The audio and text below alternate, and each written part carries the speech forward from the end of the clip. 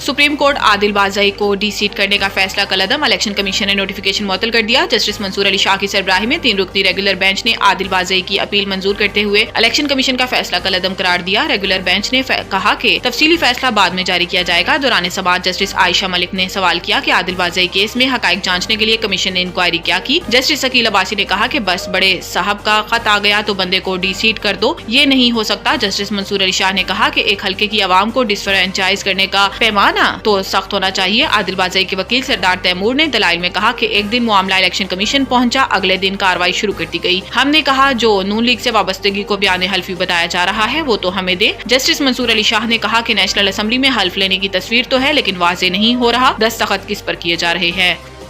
सदर मुमलिकत आसिफ जरदारी का मुख्तलिफ शोबों में चीनी सरमायाकारी बढ़ाने पर जोर। सदर मुमलिकत आसिफ अली जरदारी से बिलावल हाउस में चीन के कारोबारी वफ्द ने मुलाकात की, जिसमें वजीर आला सिंध सैयद मुराद अली शाह सूबाई वुज़रा, चीन के कौंसल जनरल ने शिरकत की। मुलाकात के दौरान सदर मुमलिकत आसिफ अली जरदारी ने पाकिस्तानी मईशत के मुख्तलिफ शोबों में चीनी सरमायाकारी बढ़ाने पर जोर देते हुए कहा कि पाकिस्तान और चीन के माबैन इक्तसादी और तिजारती ताउन फरोग देने की जरूरत है। दोनों ममालिक की आवाम बिलखसूस सरमायाकारों और कारोबारी इदारों के दरमियान रवाबित बढ़ाना होंगे। वफ्द ने मुल्क की शोबा सेहत की तरक्की के लिए पाकिस्तान में मेडिकल सिटी के कयाम के लिए $1 अरब की सरमायाकारी में दिलचस्पी का इजहार किया, जबकि मईशत के मुख्तलिफ शोबों बिलखसूस ज़राअत, लाइफ स्टॉक, तवानाई, ट्रांसपोर्ट और मैन्युफैक्चरिंग में सरमायाकारी में भी दिलचस्पी जाहिर की।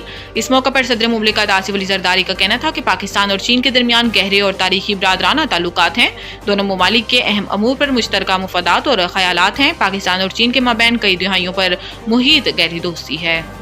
मोहसिन नकवी और परवेज खटक का मुल्क की तरक्की में रुकावट डालने वालों से निमटने का अज़म। विफाकी वजीर दाखिला मोहसिन नकवी और तहरीक इंसाफ पार्लियामेंटेरियन के बानी परवेज खटक ने मुल्क की तरक्की में रुकावट डालने वालों से सख्ती से निमटने की अज़म का अदा किया। वजीर दाखिला मोहसिन नकवी से तहरीक इंसाफ पार्लियामेंटेरियन के बानी परवेज खटक ने मुलाकात की, जिसमें बाहमी दिलचस्पी के अमूर, मुल्क की मजमूई सूरत हाल और सियासी अमूर पर तबादला ख्याल किया गया। खैबर पख्तूनख्वा में अमन अमान के कयाम से मुतालिक इक़दामात पर भी गुफ्तगू हुई। दौरान मुलाकात दोनों रहनुमाओं ने पाकिस्तान की तरक्की में रुकावटें डालने वाले अनासिर का डटकर मुकाबला करने का अज़म का अदा किया। इस मौके पर तहरीक इंसाफ पार्लियामेंटेरियन के बानी परवेज खटक ने इस्लामाबाद में एहतजाज के दौरान शरपसंदों के हमले में शहीद पुलिस और रेंजर्स एहलकारों की शहादत पर गहरे दुख और अफसोस का इजहार किया। माशी चैलेंजेस दरपेश थे, इन्हें हल किया। वजीर खजाना मोहम्मद औरंगजेब ने इस्लामिक कैपिटल मार्केट्स कॉन्फ्रेंस से बजरिया जूम खिताब करते हुए कहा कि हमारी मुआशी सिमत दुरुस्त है, मुआशी चैलेंजेस दरपेश थे, इन्हें हल किया है। इस्लामिक कैपिटल कॉन्फ्रेंस हुकूमत के माली निज़ाम को शरिया असूलों पर मुंतकिल करने का अज़म है। वजीर खजाना का मजीद कहना था कि इस्लामी मालियाती निज़ाम पर मुंतकिली के सफर में सब ने मिलकर चलना है। शरिया असूलों पर मुरत्तिब की गई प्रोडक्ट से सारिफ का एतमाद हासिल करना है। दुनिया में वैल्यू फाइनेंशियल खिदमात की मांग बढ़ रही है। SECP रेगुलेटरी माहौल फराम कर रहा है। SECP की तवज्जो शोबे की सलाहियत बढ़ाने पर भी है। हुकूमत को सकूक के जरिए सूद से पाक कर्ज मिल सकता है।